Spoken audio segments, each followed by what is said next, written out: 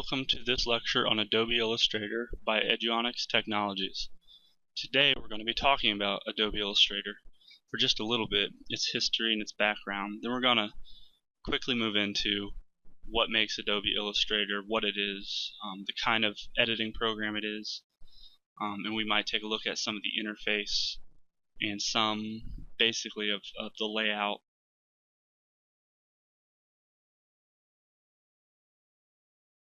As you can see on my screen, I have Illustrator up, and I also have an image up.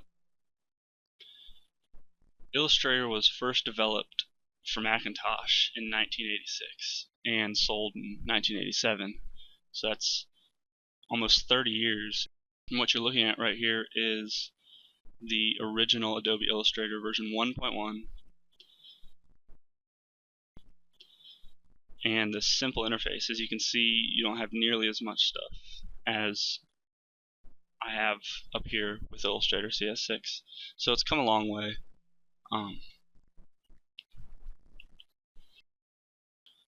Illustrator was originally developed as a commercialization of Adobe's in-house font development software in PostScript file format.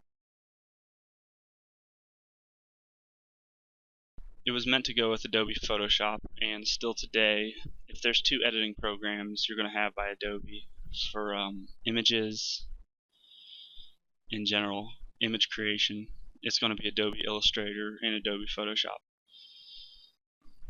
So, not to bore you with too much history, as you can see, it's come a long way. So let's get into what's different about Adobe Illustrator, or what makes it what it is. It's a vector editing program, and vectors use points and lines, coordinates to create shapes, basically math to draw the shape out on the screen. And raster is just a pixel by pixel representation of an image, where each pixel has color, transparency, and other properties that are used to render the image. There's not a whole lot of math involved in those.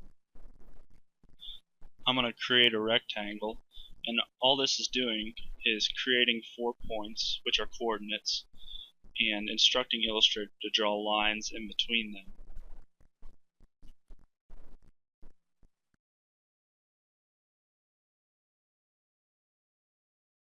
If you were to look in the code and decipher it, you would see a bunch of numbers, a bunch of points and coordinates.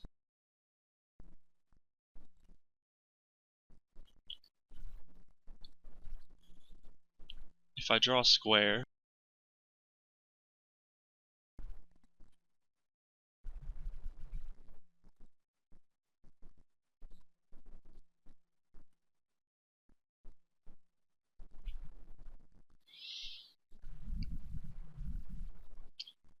you can see the 4 points up here, and basically that's all that's in the file right now. Even if I make it solid, there's 4 points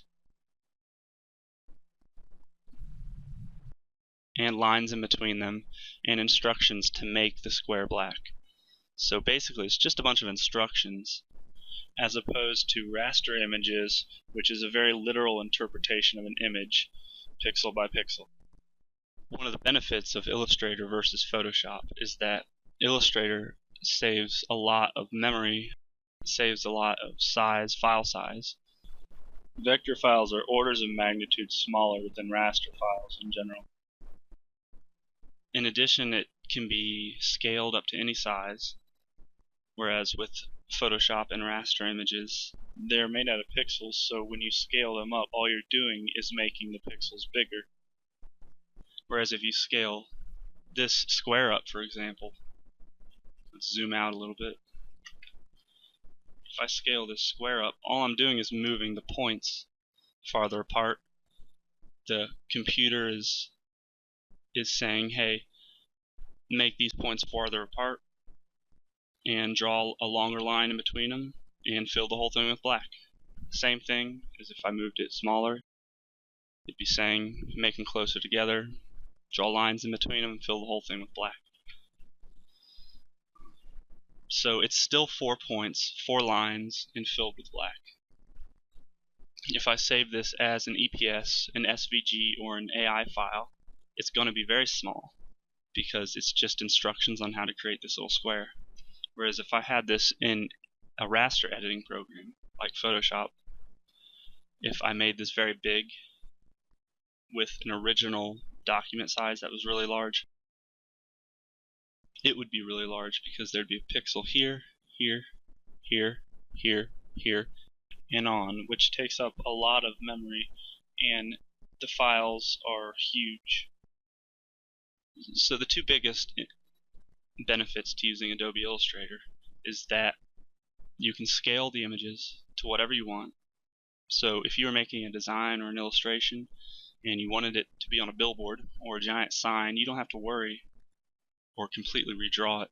You can just scale it up. It's almost just 5 or 6 keystrokes, a couple mouse clicks. If you were making something in Adobe Photoshop, you have to choose your initial size, and you kind of have to stick with that. You can make things bigger or smaller with raster images, but like I said before, they'll start to get distorted. So enough of that boring stuff. Let's get into the program itself.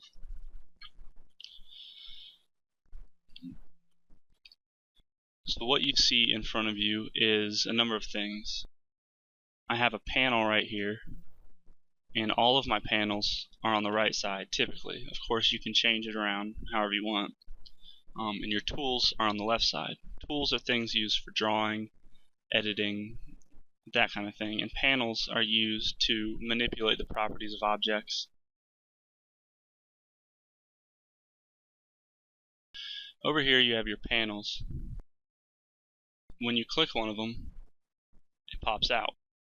With Illustrator CS6 and some previous versions, this whole docking system in general has become very sophisticated, but you'll notice a lot of similarities as you go back, previous versions almost all the way back. So you have your panels here, and they can also be accessed up in Window, and this is virtually the only thing this menu item is for. It's for accessing panels.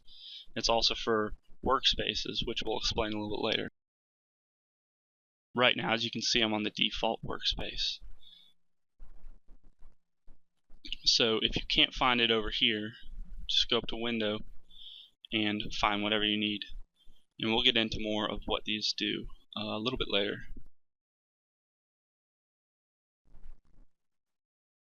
Over here you have the tools.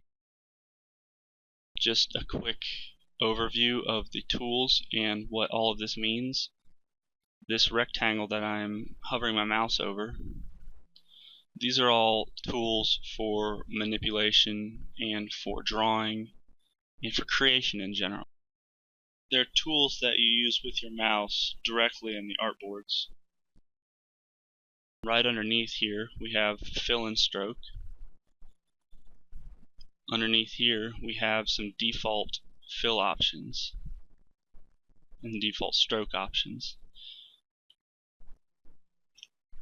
And right under here we have the drawing order. This is if you want to change screen mode. I really don't use very much of this. Sometimes I use the drawing order, drawing behind, drawing inside.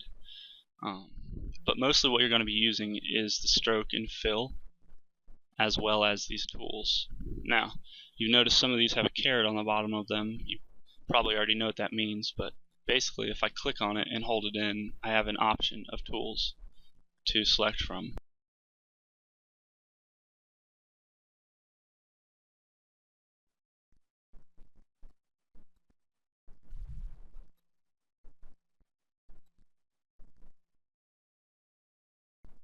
So you would click a tool over here, just like I did before, and draw out whatever you want to. And I could go over here to, for example,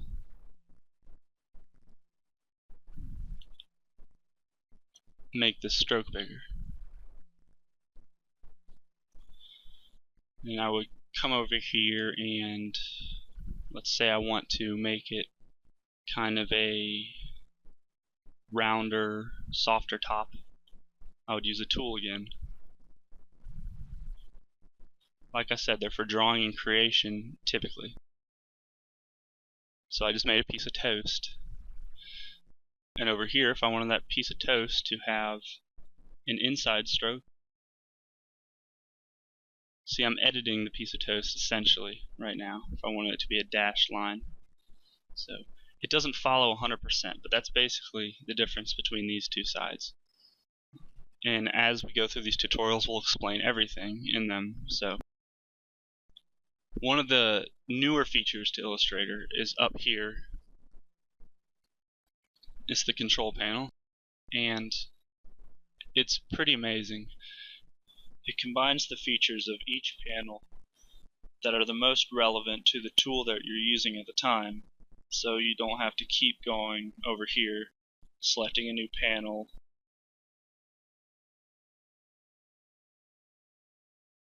For example, I have the pencil tool out right now, but let's select the square tool again, the rectangle tool. And I'm going to delete the toast and draw another rectangle. And as you can see up here, all of the options have changed based on the fact that I have this new tool. That's amazingly convenient. I don't have to open up a bunch of panels on the left or on the right side, and I don't have to constantly be going back and forth. So this automatically displays the most relevant properties to what you're doing. So you'll be using the control panel a lot. Remember how I changed the stroke earlier on the right side? I can just do it right here. And I know my panel is still open over here, but let's say I had something else open or I was really far zoomed.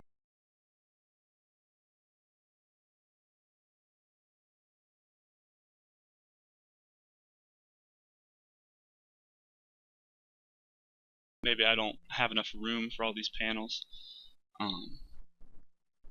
and I want to change everything up here.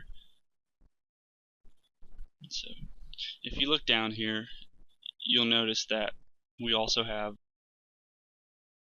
some very generous scroll bars.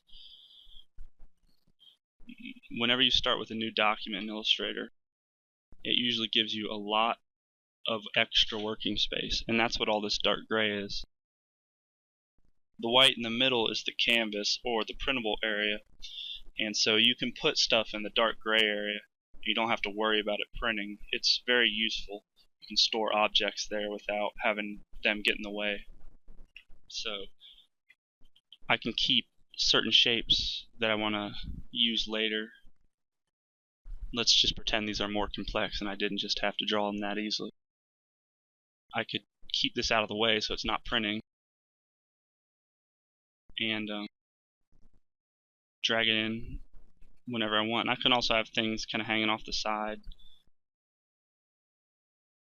Basically, the canvas will automatically print, although you can everything on the canvas in the workspace, but generally the canvas is your working area. So basically that's how the artboards work, and that's how that's the difference between the white and the gray space. So down here you have something I consider kind of useless. It's just telling me what the tool that I'm using is. But I can change it to show a number of useful things. And we have the menu up here. And the menu typically corresponds to everything we've gone over so far, although there's a few options that are specific to the menu. And since I'm using a later version of Adobe, I have access to Adobe Bridge, and I don't know why they put this there, but you can arrange your documents. It's really handy if you have a bunch of them open. So that's basically it. There's the control panel, which is like a combination of the best settings for the tools over here from the panels over here. It takes the best parts of these panels, depending on the tool you're using, and puts them all up here. So this is immensely useful. Then you have the tools. There's a lot of tools, and we'll get into most of those. or at least a lot of them. And then you have over here the panels, basically used for editing manipulation. So that about does it with just a basic look at the interface. Thanks for watching, and get ready because in the next videos we're going to be learning a lot more about Illustrator.